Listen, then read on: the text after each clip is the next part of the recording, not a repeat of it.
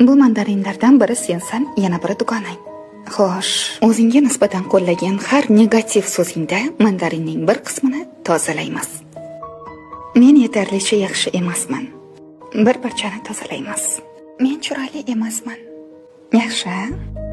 Men jasur emasman. Men aqlli emasman. Men kuchli emasman. Buni suvga solib sinab ko'ramiz va kimni suzib, kimni cho'kishini ko'ramiz. Nima bo'ldi? U cho'kdi.